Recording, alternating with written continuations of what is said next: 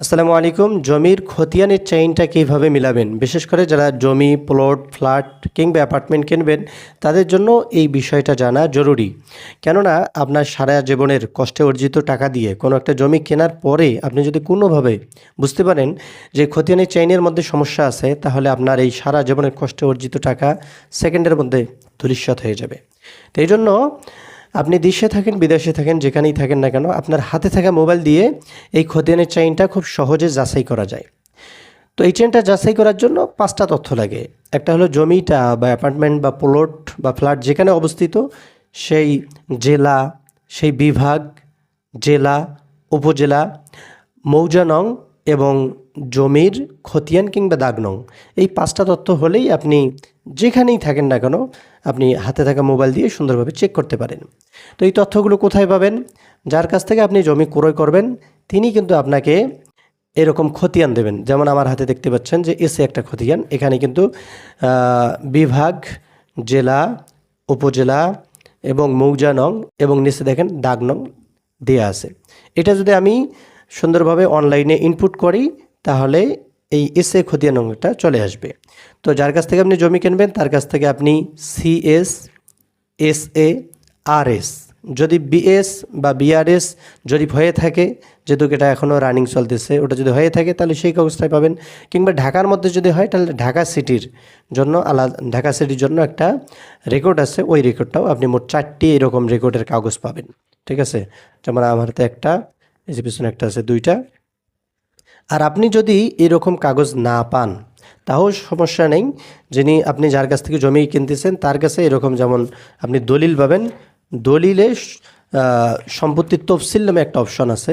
এই সম্পত্তির তফসিলে একদম ব্রিটিশ আমল থেকে শুরু করে বর্তমান যিনি জমির মালিক তার হাত পর্যন্ত জমি আসলো, যে সিএস, এসএ, আরএস কিংবা বিএস হয়ে যে তার হাতে আসলো, এই সমস্ত তথ্যগুলো এখানে সিএস এর দাগ নং খতিয়ান নং, এস এর দাগ নং খতিয়ান নং, আর এস এর দাগ নং খতিয়ান নং, এগুলো কিন্তু এখানে বিস্তারিত আছে। এখানে দেখেও আপনি কিন্তু যাচাই করতে পারবেন। যার কাছ থেকে আপনি জমি কিনতেছেন তার কাছে এমন দলিল পাবেন, ঠিক একইভাবে আপনি তিনি যদি রেগুলার খাজনা আদায় করে থাকে তাহলে এরকম আপনি একটা খাজনার রিসিপ্ট পাবেন। এবং জমি কেনার ক্ষেত্রে এই খাজনার রিসিপ্টটা চেক করা বাধ্যতামূলক। ঠিক আছে, জমি কেনার পরে আপনি যদি কোনোভাবে দেখতে পান যে 20 বছরের খাজনা বাকি, তাহলে কিন্তু আপনার অনেক টাকা গচ্ছা যাবে। এই জন্য জমির অনেকগুলো বিষয় চেক করার পাশাপাশি জমির খাজনা আদায় করা আছে কিনা, এবং খাজনা আদায়ের জায়গায় এখানে কিন্তু নামজারি যে খতিয়ান নাম্বারটা থাকে সেটা এই ডিসিআর কিংবা এই খাজনার এই কাগজটিতে থাকে। ঠিক আছে, তো এই জন্য এই কাগজটাও রাখা জরুরি। তাহলে চলুন ঘরে বসে হাতে থাকা মোবাইল দিয়ে কিভাবে আপনি খতিয়ানের চেইনটা মিলাবেন। তার জন্য বাংলাদেশে জমি সংক্রান্ত যে ওয়েবসাইটটা আছে সেটার নাম হলো www.land.gov.bd। লেগে ক্রোম ব্রাউজারে সার্চ করলে দেখবেন যে ভূমির যে ওয়েবসাইট আছে চলে আসবে। সেখানে ক্লিক করে একটু নিচে স্ক্রল করলে দেখবেন ভূমি রেকর্ড ও ম্যাপ নামে একটা অপশন আছে। এখানে ক্লিক করলে 3টে অপশন আসবে, একটা হলো সার্ভে, একটা হলো সার্ভে খতিয়ান, একটা হলো নামজারি খতিয়ান, আর একটা হলো ম্যাপ। তো সর্বপ্রথম আমরা সার্ভে খতিয়ানের জায়গায় আমরা সিএস, এসএ, আরএস, বিআরএস এগুলো আমরা চেক করব। আর নামজারি খতিয়ানে যিনি জমি বিক্রি করতেছে উনি যদি আজ থেকে 10 বছর আগে 10 বছরের মধ্যে জমিটা কিনে থাকেন তাহলে তার নামে নামজারির যে কপি আছে নামজারি খতিয়ানে আমরা নামজারি থেকে ওটা চেক করব। তো চলুন আমরা সর্বপ্রথম সার্ভে খতিয়ানগুলো চেক করি। তার জন্য সার্ভে খতিয়ান থেকে 5টা তথ্য দিতে হবে। 1 নম্বর হলো বিভাগ, জেলা, উপজেলা। এই 3টা সিলেক্ট করার পরে দেখবেন যে 4টে অপশন আসবে। একটা হলো সিএস, এসএ, আরএস, বিআরএস। এই 4টে অপশনের মধ্যে আমরা একটা করি। সর্বপ্রথম সিএস, তারপরে এসএ, তারপরে আরএস, তারপরে বিআরএস। তো সর্বপ্রথম সিএস সিলেক্ট করবেন, এরপরে মৌজা নম্বরটা দেবেন। মৌজা নম্বরটা আমি একটা জমির বাস্তব উদাহরণ দিয়ে আপনাদের দেখাবো। এই জন্য এখানে একটা জমির কিসমতপুনকর নামে মৌজা দিলাম। এরপরে খতিয়ান নম্বরটা দিয়ে খুঁজুন নামে অপশানে ক্লিক করলেই দেখতেছেন যে এই জমিটা 1947 সালে যার নামে ছিল, জমিদারের নামে, তার নামটা চলে আসছে। এখানে ডাবল ক্লিক করলেই দেখতেছেন যে এখানে কিন্তু তার এই সিএস খতিয়ান নম্বরটা চলে আসছে। এখন চলুন এসে আমরা খতিয়ানটা চেক করি। এর জন্য বিভাগ যা আছে, জেলা যা আছে, উপজেলা যা আছে তাই থাকবে। এসএ আমরা এটা সিলেক্ট করে নিলাম। এরপরে এস এর যে মৌজা নাম্বারটা ছিল তৎকালীন ওটা সিলেক্ট করলাম, কিসমত পুনকর। এরপরে এসে খতিয়ান নম্বরটা দিলাম, দেখতেছেন নাম আসছে আব্দুল হামিদ, অর্থাৎ যিনি জমিটা ক্রয় করেছিলেন জহুরুল হক ব্যাপারীর কাছ থেকে। জহুরুল হক ব্যাপারীর কাছ থেকে জমিটা ক্রয় করেছিলেন হলো সমীর উদ্দিন নামে একজন ব্যক্তি, পাকিস্তান আমলে 1947 সালে। এরপরে তার মৃত্যুর পরে ওয়ারিশ সূত্রে তার সন্তান আব্দুল হামিদ হেলাল উদ্দিন, অর্থাৎ তার সন্তানরা জমিটার ওয়ারিশ হন। এবং এখানে এসএ এবং আরএস এই দুইটা খতিয়ান যেহেতু অল্প সময়, এই দুইটা রেকর্ড যেহেতু অল্প সময়ের মধ্যে হয়েছিল, এই জন্য প্রথম এসএ খতিয়ানে আব্দুল হামিদের নাম চলে আসছে। এখন আবার চলুন আমরা আরএস খতিয়ানটা একটু যাচাই করি। আরএস খতিয়ানে আমরা বিভাগ, জেলা, উপজেলা যা আছে তাই থাকবে, এবং আরএস সিলেক্ট করে মৌজা নংটা সিলেক্ট করলাম। মৌজা নং কিসমত পুনকর 19 দেখতেছেন। সিলেক্ট করার পরে খতিয়ান নম্বরটা দিলাম, দেখতেছেন যে নাম আসছে হেলাল উদ্দিন।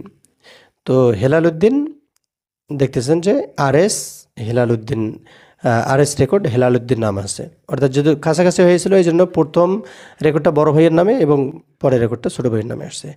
তো এই হেলাল উদ্দিন 2022 সালে এসে তার মেয়ের সন্তান অর্থাৎ তার নাতিকে এই 96% জমি, এখানে মোট 96% জমি থেকে 17 শতক 38 পয়েন্ট জমি তার নাতি শামসুজ্জামানকে তিনি হেবা করে দেন, এবং শামসুজ্জামান তিনি জমিটা কিনে তিনি তার নিজের নামে নামজারি করে নেন। তাহলে চলুন দেখি শামসুজ্জামান যে জমিটা কিনছে তার নামজারিটা ঠিক আছে কিনা। এখানে যদি বিআরএস এখনও জরিপ হয়নি, যার কারণে বিআরএসটা এখানে দেখাচ্ছি না। এইভাবেই আপনি যদি ঢাকার মধ্যে কিংবা যদি বিআরএস হয়ে থাকে কিংবা বিআরএস এর যদি তথ্য থাকে তাহলে আপনি এইগুলোর মতোই চেক করে নেবেন। তাহলে এখন নামজারি খতিয়ান এখানে সিলেক্ট করলাম, এরপরে বিভাগ, জেলা, উপজেলা, এরপরে মৌজা নাম সিলেক্ট করার পরে দেখতেছেন যে এই শামসুজ্জামানের যে নামজারি খতিয়ান আছে, নামজারি খতিয়ান নাম 548, সেটা সিলেক্ট করলেই দেখতেছেন শামসুজ্জামান চলে আসছে। ডাবল ক্লিক করলে শামসুজ্জামানের নামজারি খতিয়ান চলে আসছে। তার মধ্যে তার মানে এই জমিটা 1947 সাল থেকে, অর্থাৎ জমিদারি ব্রিটিশ আমল থেকে শুরু করে এই 2026 সাল এ পর্যন্ত এই জমিটার ধারাবাহিক চেইন কীভাবে একজনের হাত থেকে আরেকজনের হাত থেকে আসলো, আশা করি বিষয়টা আপনারা বুঝতে পারছেন। এখানে আপনাদেরকে একটা সুখবর দেই, সেটা হলো যে জমিটার উদাহরণ দিয়ে এই খতিয়ান চেইনটা মিলাইলাম, এই জমিটা বিক্রি হবে, এবং এই জমিটা এমন একটা জেলায় অবস্থিত যেই জেলায় কৃষি বিশ্ববিদ্যালয় হচ্ছে, এবং যেই জেলায় ভুটানের রাজা এপিজেড করতেছে, এবং যেই জেলায় চিলমারি নদী বন্দর অলরেডি চালু হয়ে গেছে, সীমিত আকারে 2টা ফেরি রেগুলার চলাফেরা করতেছে।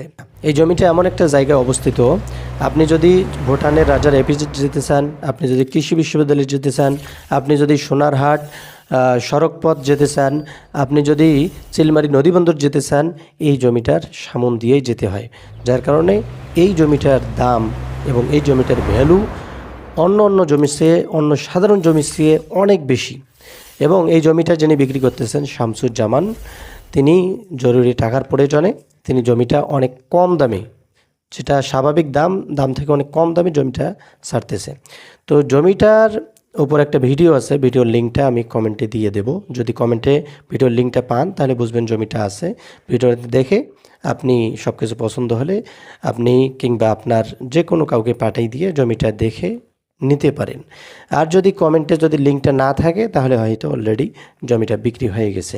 তো প্রিয় ভাই বোনেরা, একটা জমির খতিয়ানের চেইন কিভাবে মিলাতে হয়, এটা যদি আপনি উপকৃত হয়ে থাকেন এই ভিডিওর মাধ্যমে, তাহলে আপনার বন্ধু বান্ধব সহ যারা আছে তাদের সঙ্গেও ভিডিওটা শেয়ার করবেন। আল্লাহ রাব্বুল আলামিন আপনাদের প্রত্যেকের মনের নেক আশা কবুল করুন, আমিন। আসসালামু আলাইকুম রহমতুল্লাহ।